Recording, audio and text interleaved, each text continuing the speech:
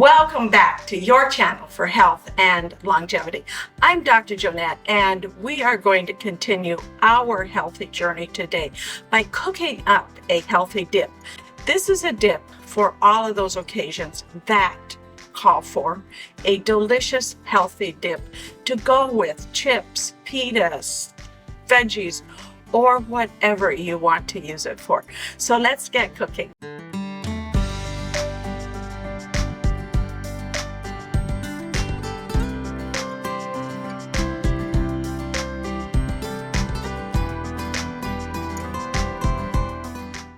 I'm going to start by roasting up some eggplant and pepper.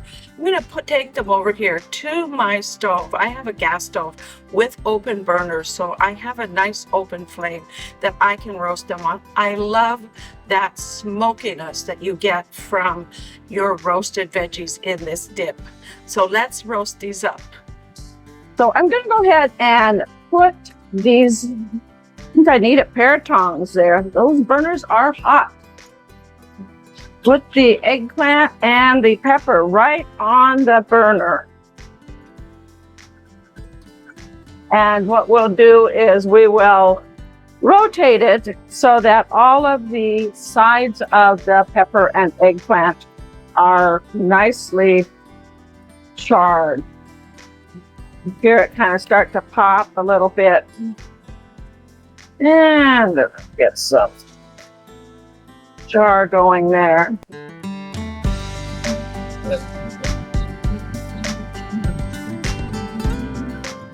The eggplant takes a little bit longer. One of the things you'll notice that I do is I tend to put some aluminum foil underneath and kind of around the burner.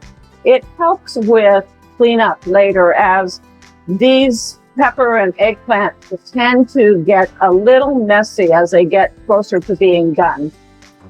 The other thing I wanted to mention is that you want to rub them with a little extra virgin olive oil before you roast them.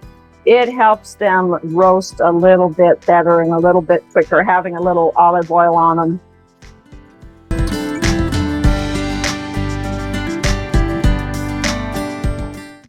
I think our pepper is pretty much roasted here.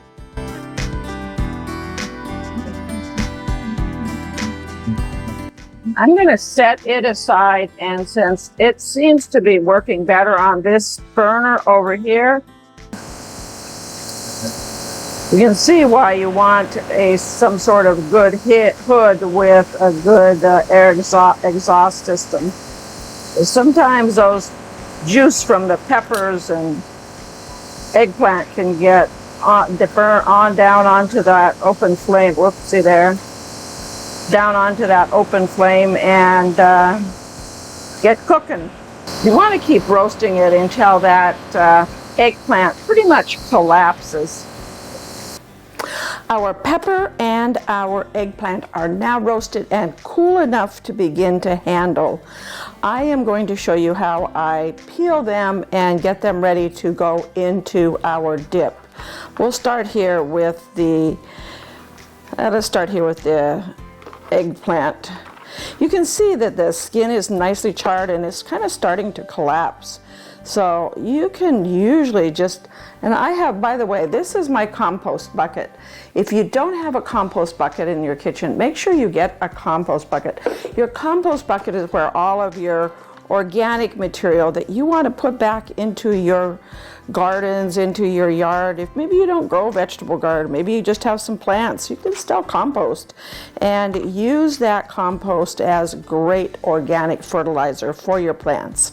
So get a compost bucket and get composting. It's good for, so good for the environment. It's what I call one of those things that is titled or called sustainability.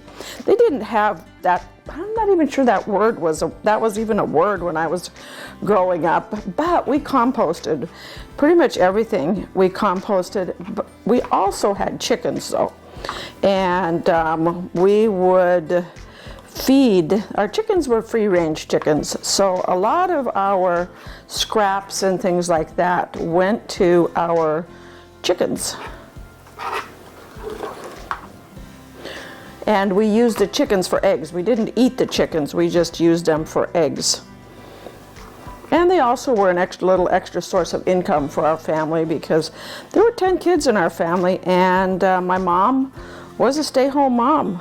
Back then, pretty much most of the moms were stay-home moms. And besides that, with 10 kids, I'm not sure who she could have found to watch all 10 kids. But so as you can see here, I'm still a little bit hot. I'm working on getting all of the char off of it without taking too much of the eggplant from it. While we're working on this eggplant, let's talk about why eggplant is so good for you. Eggplant, as you can see, look at all these nice fibers in the eggplant. You can see there's lots of nice long fibers. And even though, you know, a lot of people ask me, if I grind up those fibers, if I put them in a blender and grind them up, will they still be good for my gut? Will they still add roughage? And the answer to that is yes, they still will be good for your gut, and they still will be a great probiotic, because remember, fiber is that part of the plant that we don't eat. It's the cellulose part of the plant. So we don't, or not eat, we eat it, but we don't digest it. So it's that part of the plant that we don't digest, and it passes into our intestine and then becomes food for our gut. So things like eggplant and even peppers are a great source of probiotic. I said that wrong. Probiotic are the bacteria in our gut. Prebiotics are the food we feed the bacteria. Sometimes it's, you know, can be a little confusing for sure. But probiotics are the bacteria, prebiotics are the food we give the bacteria. So in other words, the fiber that comes from our eggplant. I'm taking out the seeds of this piece of pepper, or this pepper, and I cut off, you can see I kind of cut off the top, and it's getting messy here for sure.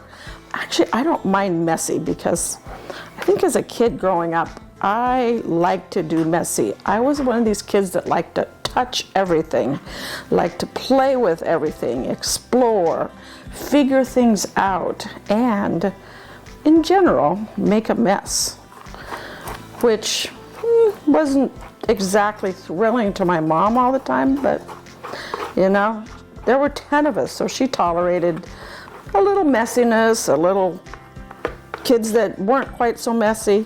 We kind of got a mix of everybody, because we had a blended family. My biological family had 7 kids in it, and my mom died when I was very young, 6 years old, and so my dad was a single parent to 7 kids. The youngest ones were infants. My mom died shortly after childbirth of our infants, and of the infants in our family, and so my dad was a single parent with 7 kids.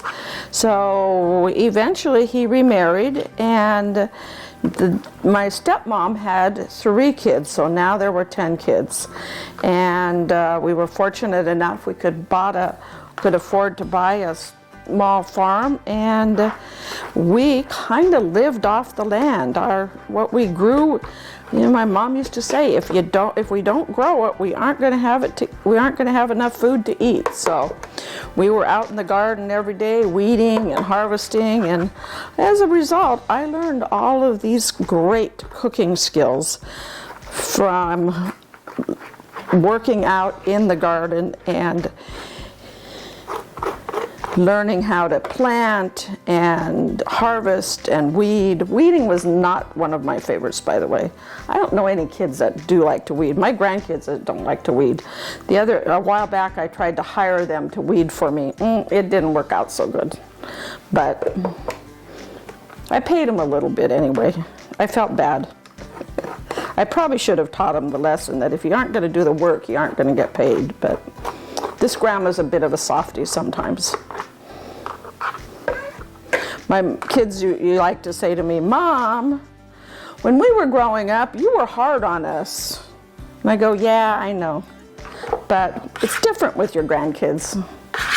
If you're a grandma or a grandparent, write in the comments below if it's different, if you parent your kids differently than when you spend time with your kids or parented your kids. Was it different? Did you have kind of like, were you more lax as a grandparent or as a than you were as a parent? I know I am, and I think my husband is too. Farmer Fred, he tends to be much more lax with our grandkids. I'm going to clean up this mess here, and then we'll come back and we're going to get this all into the blender. And as you can see, we've got a bit of a mess. What I'm going to do is I'm going to rinse off the eggplant. I'm going to take the seeds out, and I'm going to put it in a colander. I have a colander here, a small colander here, and I'm going to kind of press it into the colander to drain it. So maybe I'll show when I come back after I clean up this mess. So we've got the seeds out of our eggplant, and you can see here how the seeds, this always reminds me of fish eggs for some reason, but they come kind of in a big packet, for loss of a better word. And I'll sometimes try to pull out some of this extra little bit of eggplant meat. Now, if you like a lot of eggplant in your dip, you can go ahead and roast up a couple of eggplants per pepper. I mean, this is a pretty big pepper, so there's going to be a fair amount of roasted pepper in this particular dip. But you could go with a smaller pepper or just use half of the pepper. I'm going to just discard that, and we're going to cut up. I'm going to actually get my blender here. I put this all in a blender, and I don't blend it a lot. I kind of just a few pulses, because you want a rustic type of, I like a rustic type of dip. I don't like my dip super smooth. I found too that if I blend it up too much, it tends to get a little bit on the watery side. So I'm going to cut this pepper into some slices, and we'll throw that in our blender. I think actually I want about equal amount of pepper. This was such a big pepper. I'm going to save this roasted pepper for a sandwich. I love roasted red pepper in sandwiches, so I'm going to set that aside, and we're going to save it for a sandwich. And we'll put not quite so much in our, maybe I want a little bit more. Let's see, we'll see. I do like the roasted red pepper. It just adds such a great flavor to a dip. And it's so good for you too. The red pepper has a lot of antioxidants in it. Remember, antioxidants are those things that like to go search and destroy our free radicals. Free radicals, on the other hand, like to search and destroy our brain cells, which none of us like. So when we add antioxidants, and the antioxidants in pepper is what gives them the red color, colored vegetables and fruit, especially things like berries, blueberries, all have anthocyanins, and those anthocyanins are powerful antioxidants that like to, like I said, search and destroy those free radicals. So let's go ahead, and I'm going to set this aside and bring my blender over here. And we're going to get ready to blend this up. So what am I going to put in with when I blend it? So I want to put a couple other things into our blender. I'm going to put some roasted garlic. If you don't have roasted garlic, I always have roasted garlic on hand because I use it for so many things. I have a hard time digesting the raw garlic. Even when it's cooked, it seems like I do much better with the roasted garlic. So I use roasted garlic a lot. And you can roast up a fair amount of garlic, put it in a container with a little olive oil, but you want to use it within a few days. Otherwise, you run a risk of botulism when you've got it in that anaerobic environment. So you want to be careful with your roasted garlic. In addition to the roasted garlic, I'm adding some tahini to this. I made this tahini not that long. I made it, I guess, earlier today. And we're going to add probably about 1/4 of a cup of the tahini. Tahini is so simple to make, and it lasts forever in the fridge, and it tastes so much better without any of those preservatives that your commercial preparations put in it. Tahini is nothing more than roasted sesame seeds, which sesame seeds are another one of those foods that is so great for your brain. Sesame seeds contain a amino acid called tyrosine. Tyrosine is a precursor to dopamine. It's in the pathway for creating dopamine. What does dopamine do? It puts that big smile on our face. It's a reward chemical, a happy chemical, a feel-good chemical. So adding some nice tahini to our dip, the taste is going to put a smile on our face, but the tahini, the sesame, is also going to go to our brain and make some great dopamine for us. And what else do we want to add? I think I want to also add the seasoning. So I've got a quarter of a teaspoon, or actually an eighth of a teaspoon of sumac, and if you don't have sumac, that's fine. You could add an eighth of a teaspoon of smoky paprika. They both have kind of that smoky flavor to them, and an eighth of a teaspoon of cumin. If you are a salt and pepper person, now would be the time you could add some salt and pepper in as well. I'm not a salt and pepper person, so I'm not going to be adding the salt in. I just tend to like things without salt. I also, it's just healthier for you not to have extra sodium. You do need your body, you do actually need some sodium in your diet, but all that extra sodium is usually not good for your blood pressure and not that great for your heart either. So let's get this whizzed up for our dip. I'm going to just pulse it a few times here.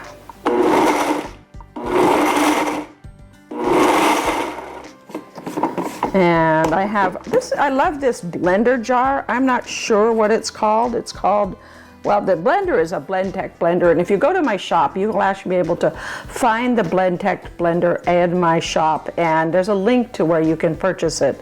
But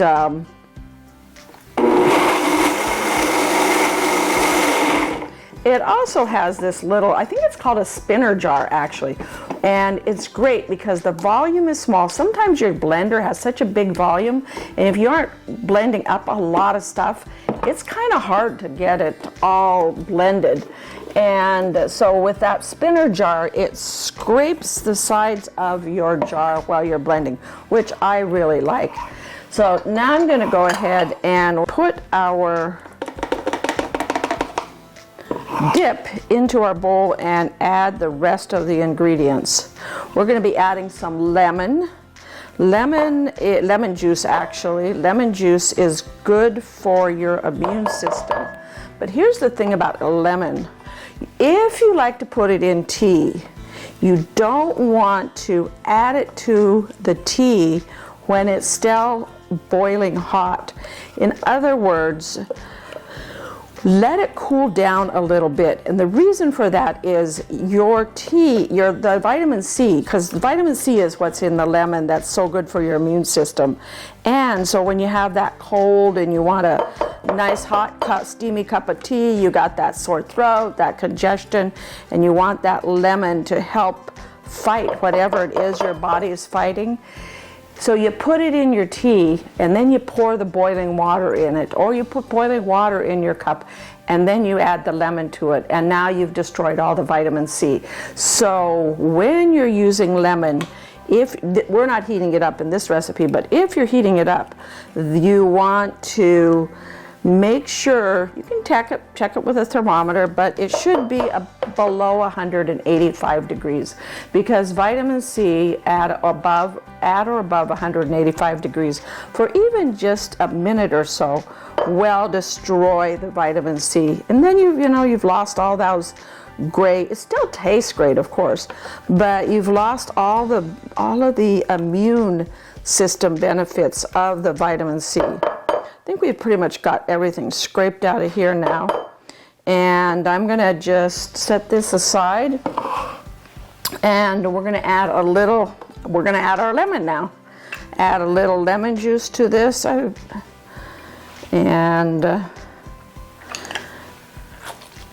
the other thing I'm going to add to this is some yogurt.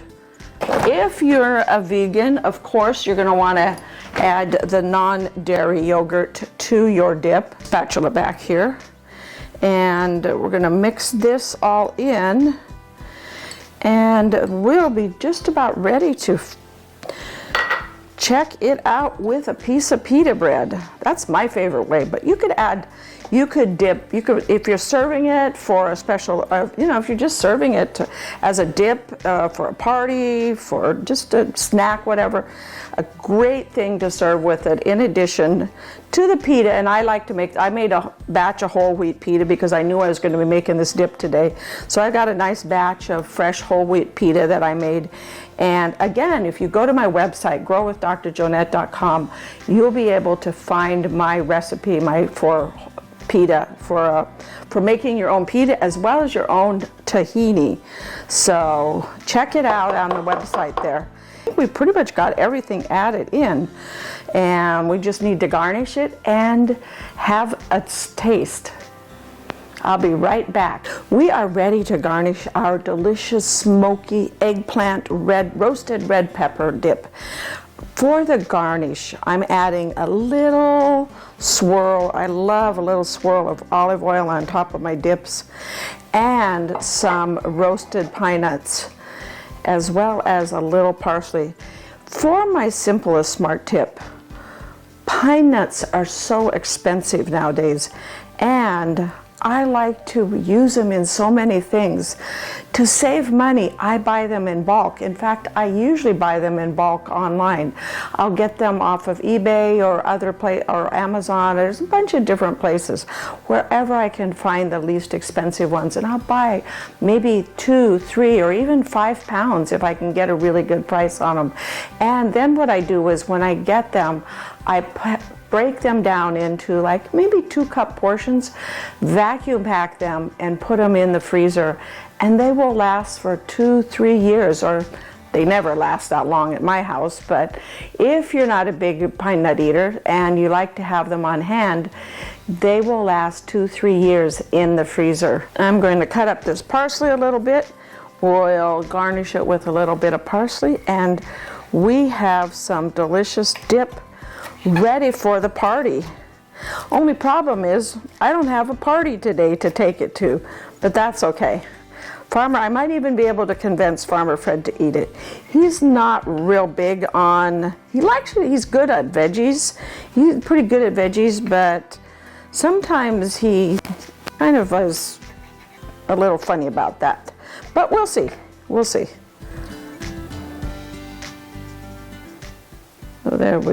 That's a big piece of parsley there. Kind of missed that. Okay. Thank you for watching, and I want to invite you to join me on a journey to health on longevity. Come back frequently and sign up for notifications so that you don't miss any of my delicious healthy recipes, my organic gardening tips, and when you go to my website, growwithdrjonette.com, click on that health button and explore my 6 pillars for the foundation of what will keep you healthy and give you a long, healthy health span, not just a long lifespan. And we'll see you next time on the Dr. Jonette channel.